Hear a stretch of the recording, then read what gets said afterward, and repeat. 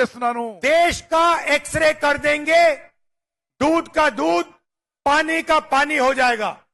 Minorities को पता लग जाएगा कि इस देश में उनकी भागीदारी कितनी है. इसके बाद हम फाइनेंशियल और इंस्टीट्यूशनल सर्वे करेंगे. అదే విధంగా ఆర్థిక పరమైన వ్యవస్థాపకమైన సర్వే కూడా చేయించబోతున్నాము. ये पता लगाएंगे हिंदू किसके हाथों में है, कौन से वर्ग के हाथ में है. और इस ऐतिहासिक कदम के बाद हम क्रांतिकारी काम शुरू करेंगे. जो आपका हक बनता है वो हम आपके लिए आपको देने का काम करेंगे. भारत माता की जय. अभी आपने कांग्रेस के राहुल गांधी जी को सुना.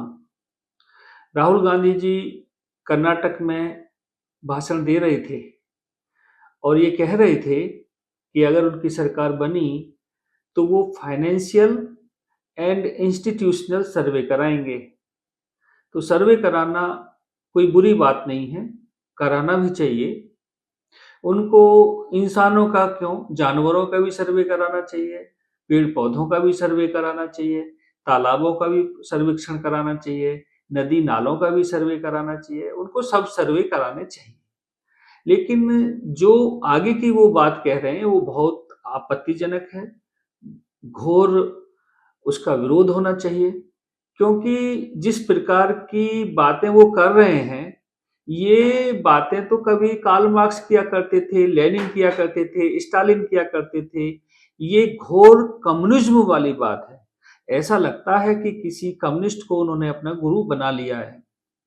वो ये कह रहे हैं कि फाइनेंशियल सर्वे करने के बाद वो गरीबों में, तथाकथित सो कॉल्ड गरीबों में, अमीरों की जमीन को बांट देंगे, अमीरों के सोने को बांट देंगे, वो जो भी प्रॉपर्टी जिसकी है उससे छीन लेंगे और गरीबों में बांट देंगे. तो पहले ये समझना होगा कि गरीबी जो है ये हमेशा तुलनात्मक होती है. मान लीजिए मेरे ग्रैंडफादर के एक बेटा था, फिर उनके मैं एक हूं, फिर मेरे एक बेटा है, तो मेरी संपत्ति का बंटवारा नहीं होगा.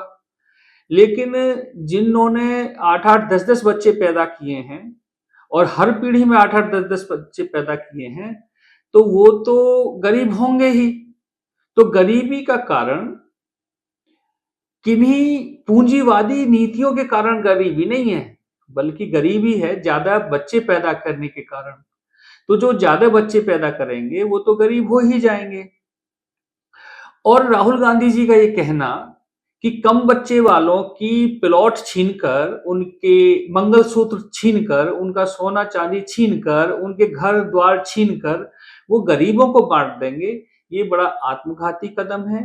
ऐसा लगता है कि भारत को बर्बाद करने की एक योजना बना रहे हैं राहुल गांधी. राहुल गांधी इस देश को बर्बाद करना चाहते हैं. राहुल गांधी किन्हीं के इशारों पर नाच रहे हैं.